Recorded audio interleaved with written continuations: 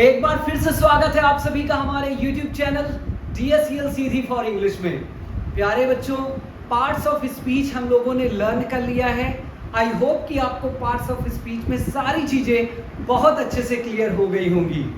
आज के video lecture में हम लोग लर्न करेंगे क्लॉज लर्न करने के पहले जो 12th ऑनलाइन यूनिट टेस्ट और 13th ऑनलाइन यूनिट टेस्ट हुए थे उनका रिजल्ट मैं आपको बताना चाहूँगा।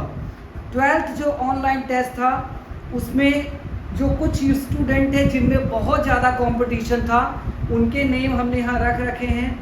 पहला नेम है रजनीश ने 12th यूनिट टेस्ट में स्कोर किए हैं 20 out of 30। User I am जो एक स्टूडेंट थे उन्होंने स्कोर किया है 17। शैलेश करके स्टूडेंट है अपने, उन्होंने स्कोर किया है 27 और शिवम ने स्कोर किया है 25। इंडियन करके स्टूडेंट हैं, उन्होंने स्कोर किया है 26। अरुण ने स्कोर किया है 24। धीरेन्द्र ने स्कोर किया है 22 और आदर्श राज एक स्टूडेंट है, उन्होंने स्कोर किया है 25। और जो हाईएस्ट स्कोर करने वाले स्टूडेंट हैं वो है सिद्धार्थ मिश्रा, इन्होंने स्कोर किया है 28 आउट ऑफ 30। कंग्रेचुलेशन सिद्धार्थ, आप हैं 12th यूनिट टेस्ट के highest scorer. Congratulations, many congratulations on behalf of DSEL Sidhi. Now 13th unit test जो हुआ था अभी मंडे को, उसमें कुछ बच्चों में कंपटीशन बहुत ज़्यादा था। मिस्टर अननोन जो कि स्कोर किया है, मिस्टर अननोन ने 22 आउट ऑफ 30। रजनीश ने स्कोर किया है 24 आउट ऑफ 30। पंकज ने स्कोर किया है 24 आउट ऑफ 30। शैलेश ने स्कोर किया है 24 आउट ऑफ 30। शिवानी ने स्कोर किया है 23 आउट ऑफ 30। सिद्धार्थ ने स्कोर किया है 21 आउट ऑफ 30। एंड जो हाईएस्ट स्कोरर हैं जिन्होंने सबसे ज़्यादा मार्क्स स्कोर किए हैं, दैट इज सत्येंद्र ने स्कोर किया है 27 out of 30। Many congratulation Satyendra from the bottom of my heart on behalf of DSEL। और आई होप कि आप लोग और जो बच्चों में कंपटीशन था जो यहाँ तक पहुँचे हैं उनको भी मैं कंग्रेचुलेट करना चाहता हूँ। बच्चों, डोंट गिव अप, बस इसी तरह से आप कोशिश करते रहो। Sooner or later you will be also scoring the highest marks. Come on guys, don't get disappointed, just keep trying, okay. तो चलिए, अभी वो बच्चे अपने साथ नहीं हैं, जब वो यहाँ होंगे तो उन्हें हम फेलिसिटेट करेंगे। आप कम्युनिटी पोस्ट के माध्यम से या वीडियो में आप उनको देखेंगे। तो चलिए शुरू करते हैं आज का वीडियो लेक्चर। आज का जो वीडियो लेक्चर है बच्चों वो है क्लॉज पे।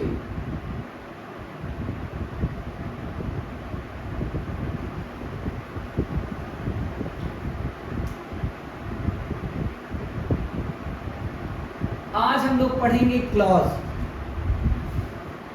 को बच्चों हिंदी में बोलते हैं उपवाक्य।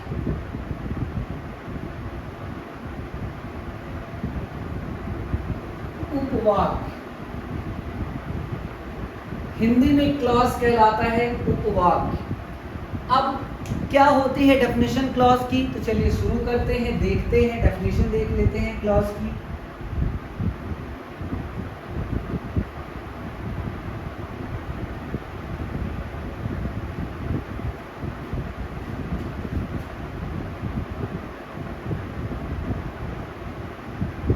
Clause is a group of words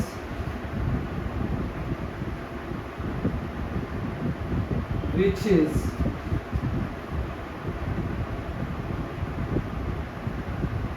the part of a sentence.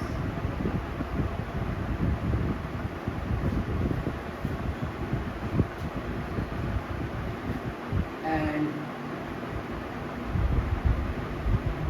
in which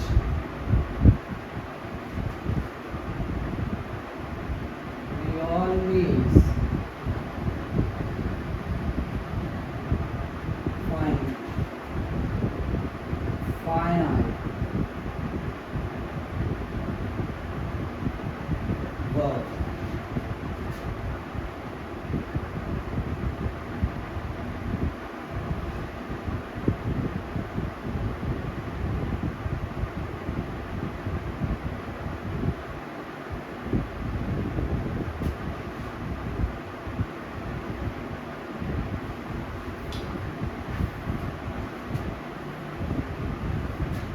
और एक और डेफिनेशन हम ऐसा बोल सकते हैं, in a sentence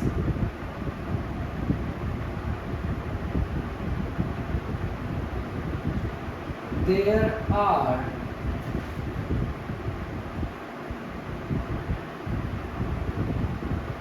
some small sentences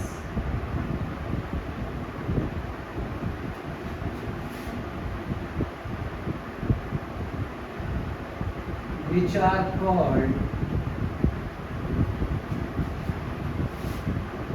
clauses.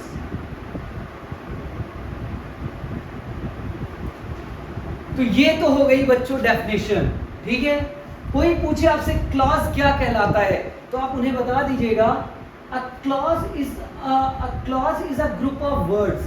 जो क्लॉज है ग्रुप ऑफ वर्ड्स होता है, शब्दों का समूह, which is the part of a sentence, जो किसी एक वाक्य का हिस्सा होता है। एक सेंटेंस और उसका एक हिस्सा होता है, और जिसमें we always find a finite verb, जिसमें हमें एक फाइनाइट वर्ब जरूर मिलती है, एक फाइनाइट वर्ब जरूर होती है। यदि क्लॉज में फाइनाइट वर्ब नहीं होगी, अब कोई पूछ ले फाइनाइट वर्ब क्या है, तो वर्ब का वीडियो लेक्चर बनाते समय हमने आपको टाइप्स ऑफ वर्ब में हमने फाइनाइट वर्ब आपको पढ़ाई है। फिर भी यदि आपको नहीं पता तो मैंने यहाँ लिख दिया है विच डिनोट्स टेंस, जिससे हमें टेंस का पता चल जाए कि वाक्य किस टेंस का है, किस काल का है, वो कहलाती है फाइनाइट वर्ब, ठीक है। तो उसे हम क्लॉज कहते हैं। दूसरे शब्दों में हम बोल सकते हैं, इन अ सेंटेंस, एक वाक्य में there are some small sentences, कुछ छोटे छोटे वाक्य होते हैं, विच आर कॉल्ड क्लॉजेस, जिन्हें हम उपवाक्य बोलते हैं। एक वाक्य में कई छोटे छोटे सेंटेंसेस होते हैं और इन्हीं छोटे छोटे सेंटेंसेस को हम क्लॉज बोलते हैं, ठीक है। एग्जाम्पल आपको दिखाते हैं।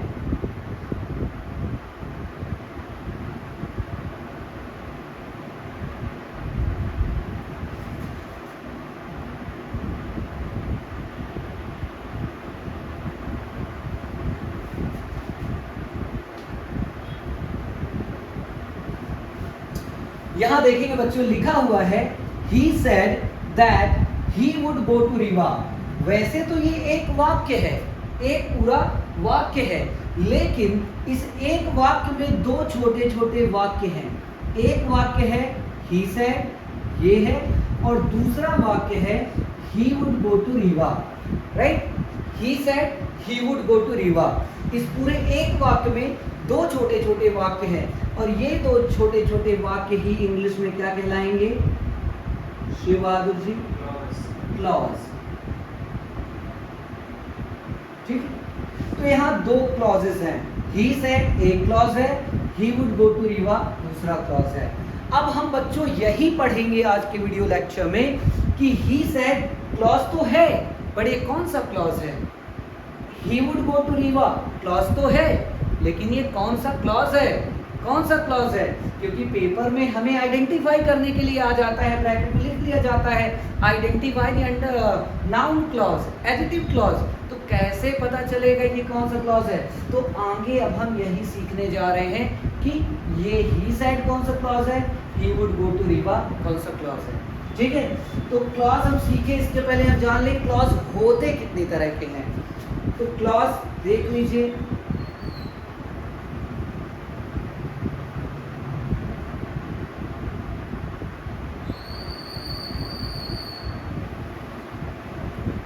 Kinds of clause, kinds of clause, clause के प्रकार।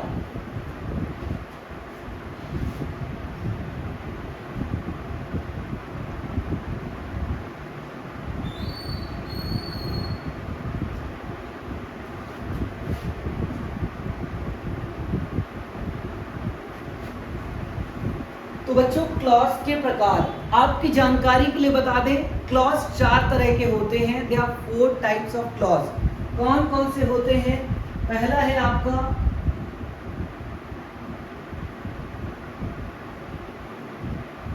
Main clause. मेन क्लॉज को हम प्रिंसिपल क्लॉज भी बोलते हैं।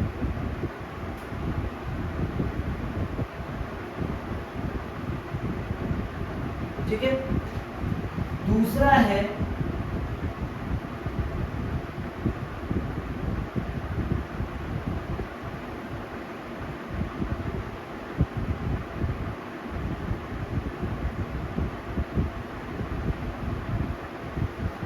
Parenthetical clause.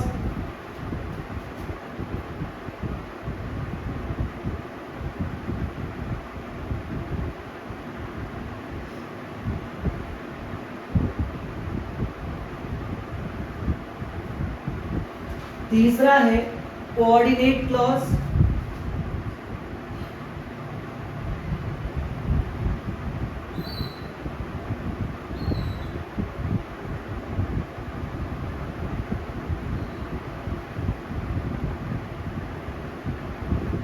और चौथा है सबऑर्डिनेट क्लॉज। तो बच्चों 4 तरह के क्लॉजेस होते हैं। एक है मेन क्लॉज पहला, ठीक है। दूसरा जो है आपका पैरेंथेटिकल क्लॉज है।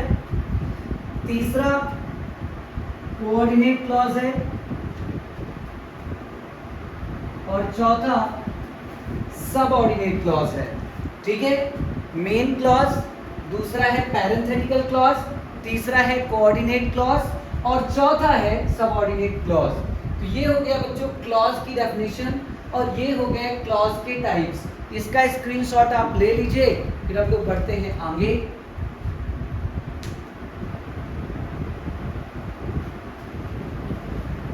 तो चलिए बच्चों, अब हम लोग सीखते हैं मेन क्लॉज क्या कहलाता है और कैसे पता चलता है कि क्लॉज मेन क्लॉज है कि नहीं है। ठीक है। फिर उसके बाद हम आएंगे पैरेंथेटिकल में, उसके बाद आएंगे कोऑर्डिनेट में, फिर आएंगे हम सबऑर्डिनेट में। ओके।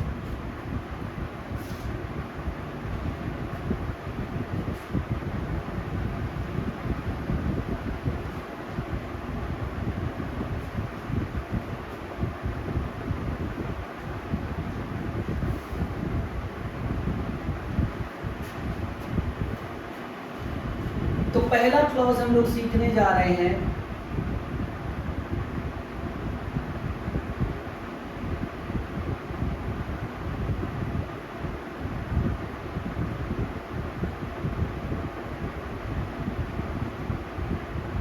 प्रिंसिपल क्लॉज और main clause.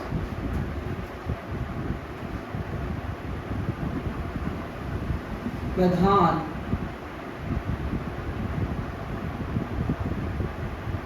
उपवाक्य।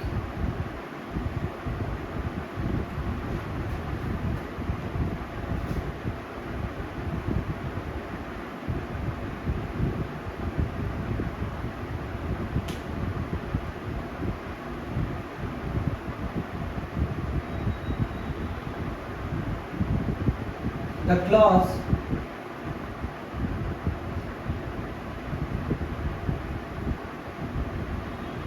which doesn't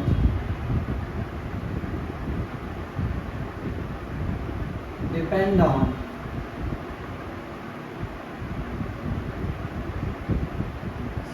any other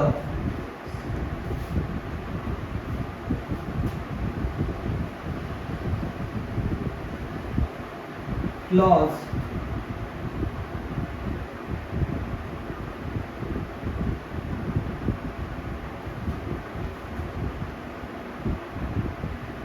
to complete its meaning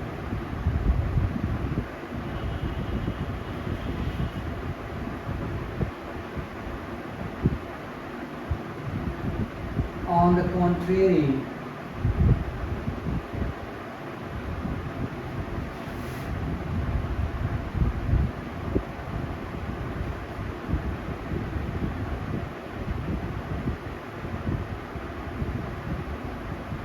other clauses do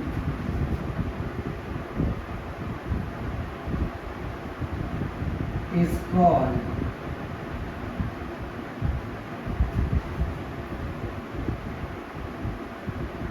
main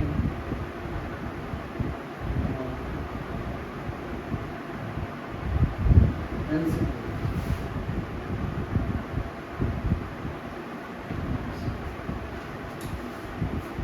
तो ध्यान से सुन ले बच्चों, क्या कहलाता है मेन क्लॉज। कोई पूछे आपसे प्रधान उपवाक्य, मेन क्लॉज, प्रिंसिपल क्लॉज क्या कहलाता है, तो आप उन्हें बता दीजिएगा द क्लॉज, ऐसा उपवाक्य which doesn't depend on any other clauses, जो किसी दूसरे उपवाक्य पर निर्भर नहीं होता है, टू कंप्लीट इट्स मीनिंग, अपनी मीनिंग पूरा करने के लिए, अपना अर्थ पूरा करने के लिए। ऐसा उपवाक्य जो किसी दूसरे उपवाक्यों पर निर्भर नहीं रहता है अपनी मीनिंग को पूरा करने के लिए। ऑन द कंट्रेरी मीन्स बल्कि, अदर क्लॉजेस डू, अन्य क्लॉजेस उस पर निर्भर रहते हैं अपनी मीनिंग के पूरा करने के लिए। इज कॉल्ड मेन और प्रिंसिपल क्लॉज, उसे हम प्रधान उपवाक्य बोलते हैं। एक बार फिर से मैं बता देता हूं, ऐसा क्लॉज, ऐसा उपवाक्य जो किसी दूसरे उपवाक्य पर निर्भर नहीं रहता है अपनी मीनिंग को पूरा करने के लिए, अर्थ को कंप्लीट करने के लिए, बल्कि ऑन द कॉन्ट्रेरी दूसरे क्लॉजेस उस पर निर्भर रहते हैं, कहलाता है प्रधान उपवाक्य। ठीक है, प्रिंसिपल क्लॉज। एग्जाम्पल आपको दिखाते हैं, देखिएगा।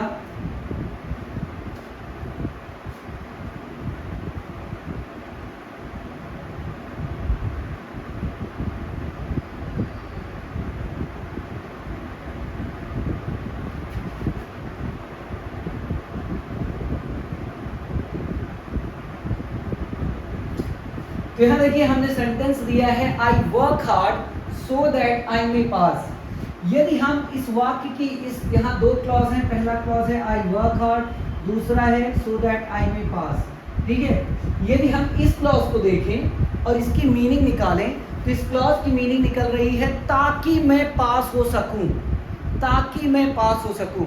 इस क्लॉज की मीनिंग है मैं मेहनत करता हूं, मैं मेहनत करता हूं। ये क्लॉज खुद में कंप्लीट है, इसे किसी की जरूरत नहीं है। मैं मेहनत करता हूं, मैं मेहनती हूं, मैं मेहनत करता हूं, राइट, ये पूरा है खुद में। लेकिन जब इस क्लॉज को हम पढ़ते हैं तो बोलते हैं ताकि मैं पास हो सकूं, तो ऐसा लग रहा है कि इसके पहले कुछ है जो छूट रहा है ना। ताकि मैं पास हो सकूं, तो इसके पहले लग रहा है कुछ छूट रहा है जो पहले बोला गया है, ताकि मैं पास हो सकूं। क्या? ताकि मैं पास हो सकूं। तो जैसे ही हम बोलते हैं मैं मेहनत करता हूं ताकि मैं पास हो सकूं, तो इस क्लॉज की मीनिंग पूरी हो जाती है, ताकि मैं पास हो सकूं, इसको बोलते ही। तो ये जो क्लॉज है, ये क्लॉज इस पे डिपेंड है अपनी मीनिंग के लिए। तो यहाँ मैंने लिखवाया है ऐसा क्लॉज जो किसी दूसरे क्लॉज पर डिपेंड ना हो अपनी मीनिंग के लिए, बल्कि दूसरे क्लॉजेस उस पर डिपेंड हो अपनी मीनिंग के लिए, मेन क्लॉज कहलाता है। तो आई वर्क हार्ड पे डिपेंड है सो दैट आई मे पास, इसीलिए आई वर्क हार्ड जो होगा वो कौन सा क्लॉज होगा स्वीकार होगा जी?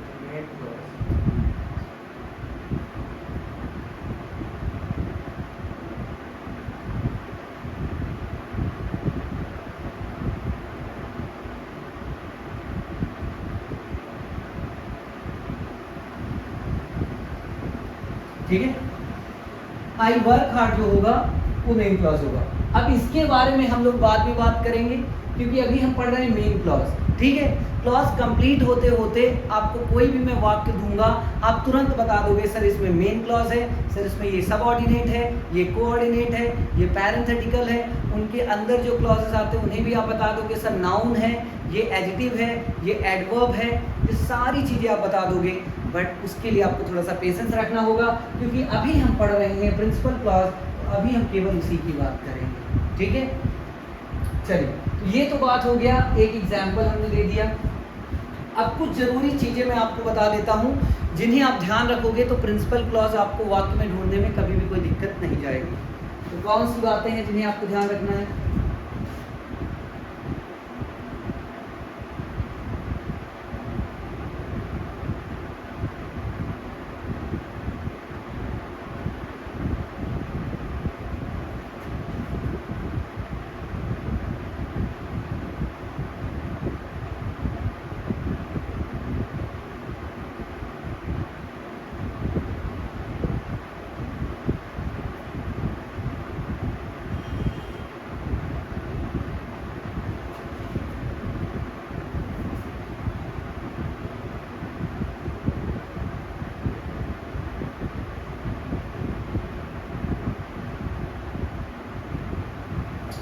सम important things for being a principal clause.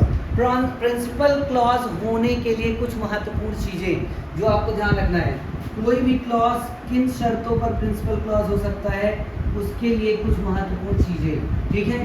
Some important things for being a principal clause. Principal clause होने के लिए कुछ महत्वपूर्ण बातें।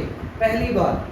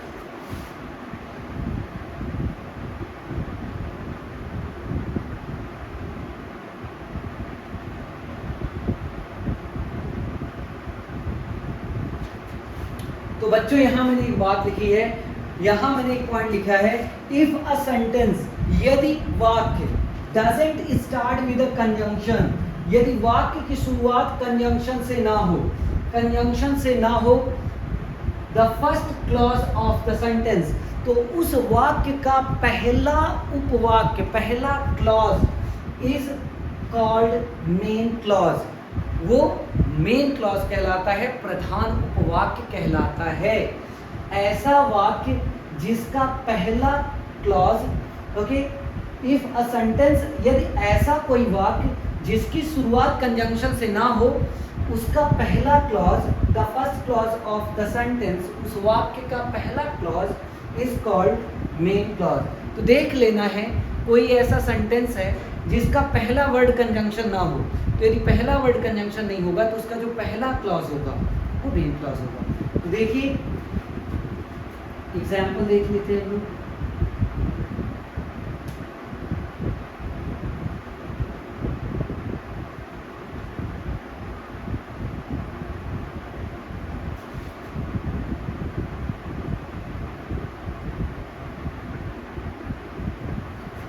अब देखिए पहला एग्जाम्पल ही मैंने उठा करके दे दिया, लिखा हुआ है he said that he would go to Rewa, ठीक है। अब देखिए ये वाक्य है, क्या इस वाक्य में जो यहाँ ही जो प्रोनाउन है, इसके पहले क्या देखिए कोई कंजंक्शन है, क्या कोई कंजंक्शन है बच्चों, ध्यान से देखिए, ही के पहले क्या कोई कंजंक्शन है। यदि ही के पहले कोई कंजंक्शन नहीं है तो जो पहला क्लॉज होगा वो होगा मेन क्लॉज। तो यहाँ ही सेड जो है उसके नीचे आप लिख लीजिए भैया ये कौन सा क्लॉज है, मेन क्लॉज। क्योंकि मैंने नोट में यही लिखा है, यदि किसी वाक्य की शुरुआत कंजंक्शन से ना हो तो उस क्लॉज का पहला क्लॉज, द फर्स्ट क्लॉज, उस वाक्य का पहला clause, the first clause of the sentence is called main clause, वो मेन क्लॉज कहलाएगा। तो यहाँ जो ही सेड है, ही के पहले कोई कंजंक्शन नहीं है, तो यहाँ जो ही सेड है वो मेन क्लॉज होगा। इसका स्क्रीनशॉट आप ले लीजिए बच्चों।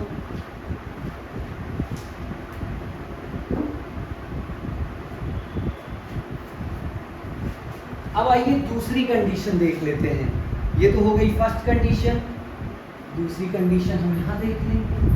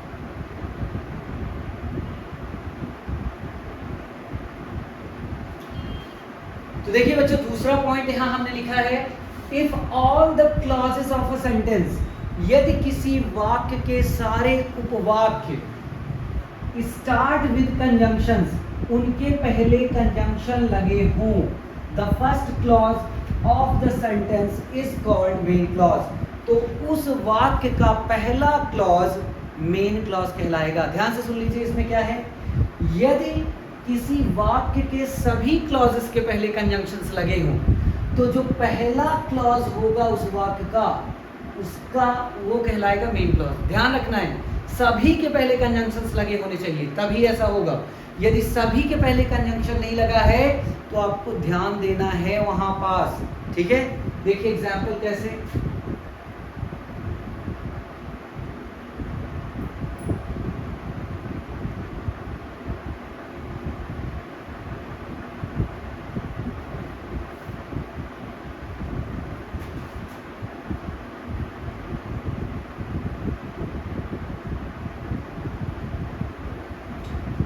देखिए बच्चों यहाँ दो क्लॉजेस हैं, पहला है ही इज पुअर, दूसरा है ही इज ऑनेस्ट, है ना। तो अब यहाँ देखिए दोनों पे पहले कंजंक्शन लगा हुआ है, पहला लगा हुआ है दो ही इज पुअर, यहाँ कंजंक्शन आप देखिए दो लगा हुआ है, लगा है। यहाँ देखिए दूसरा कंजंक्शन लगा हुआ है येट, ही इज पुअर के पहले दो लगा है, ही इज ऑनेस्ट के पहले येट लगा हुआ है, ठीक है। दोनों के पहले कंजंक्शन लगा है, तो यही मैंने लिखवाया, यदि किसी वाक्य के सभी क्लॉजेस के पहले कंजंक्शंस लगे हो, तो उस क्लॉज का उस वाक्य का पहला clause, the first clause of the sentence is called main clause. Main clause कहलाता है, प्रधान उपवाक्य कहलाता है। तो ही इज पुअर कौन सा क्लॉज हो जाएगा,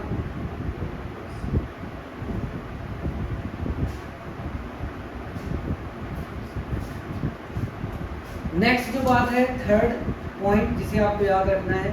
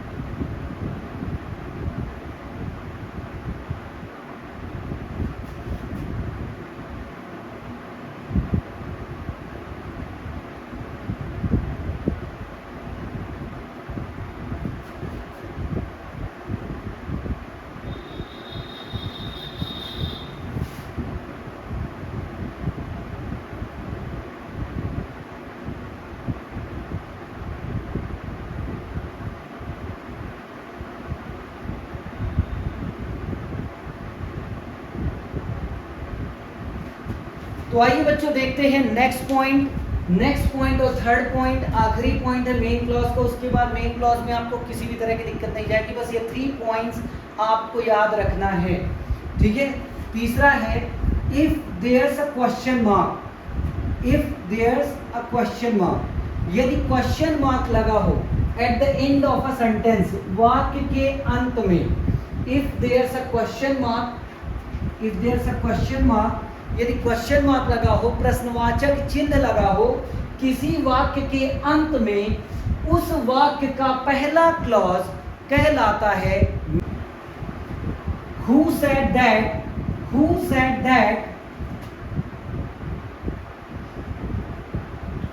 I went there। तो देखिए बच्चों मैंने कहा था क्लॉज होने के लिए फाइनाइट वर्ब ही काफी है। Who said यहाँ पहला क्लॉज है, I went there दूसरा क्लॉज है। यहाँ देखिए क्या लगा हुआ है, क्वेश्चन मार्क, क्वेश्चन मार्क लगा हुआ है। मैंने यहाँ नोट्स में लिखवाया है, नोट में, if there is a question mark, प्रश्नवाचक वाक्य हो at the end of a sentence, किसी वाक्य के अंत में, the first clause of the sentence is called main clause, तो उस वाक्य सेंटेंस का पहला जो उपवाक्य होता है वो कहलाता है मेन क्लॉज, प्रिंसिपल क्लॉज। अब आप यहाँ देखिए हु सेड एक क्लॉज है, आई वेंट देयर दूसरा क्लॉज है। तो मैंने कहा पहला वाक्य उस क्लॉज, उपवाक्य उस क्लॉज सेंटेंस का कहलाएगा मेन क्लॉज। तो हु सेड जो होगा वो कहलाएगा बच्चों मेन, ठीक है। तो 3 कंडीशंस हमने आपको पढ़ाई हैं। पहली कंडीशन बताई आपको मेन क्लॉज में, यदि किसी वाक्य की शुरुआत कंजंक्शन से ना हो तो पहला क्लॉज मेन क्लॉज कहलाएगा। एग्जाम्पल भी दिया। दूसरा लिखवाया, यदि किसी वाक्य के सभी क्लॉजेस कंजंक्शन से स्टार्ट हो तो पहला क्लॉज मेन क्लॉज कहलाए, उसका एग्जाम्पल भी दिया। तीसरा है, यदि किसी वाक्य के अंत में प्रश्नवाचक चिन्ह आ जाए तो पहला क्लॉज जो होगा वो मेन क्लॉज होगा। इसका आप स्क्रीनशॉट ले लीजिए बच्चों। सो बच्चों, आई होप कि आज आपको क्लॉज क्या कहलाता है ये बखूबी पता चल गया होगा। क्लॉज कितनी तरह के होते हैं, main clause, parenthetical, coordinate, subordinate, ये आपको पता चल गया होगा। और प्रिंसिपल क्लॉज क्या कहलाता है और प्रिंसिपल क्लॉज होने के लिए क्या क्या चीज़ें जरूरी हैं वो आपको बहुत अच्छे से पता चल गया होगा। आज के वीडियो लेक्चर में हम इतनी ही बातें करेंगे। कल के वीडियो लेक्चर में सेकंड पार्ट में हम लोग पढ़ेंगे आपका parenthetical clause, coordinate clause, subordinate clause, और जो भी बची हुई चीज़ें होंगी उन्हें हम कवर अप करेंगे। एक बार फिर से आपका ढेर सारा धन्यवाद इस वीडियो लेक्चर में हमारे साथ शुरू से अंत तक बने रहने के लिए और पूरे वीडियो को ध्यानपूर्वक देखने के लिए। इसे आप अपने नोट्स में अच्छे से नोटबुक राइट कर लीजिएगा, लिख लीजिएगा और अपने फ्रेंड्स के साथ, ब्रदर्स सिस्टर्स के साथ शेयर जरूर करिएगा। उन्हें बताइएगा कि क्लॉज क्या कहलाता है और उन्हें टीच करिएगा, सिखाइएगा। Thank you so much. जय हिंद।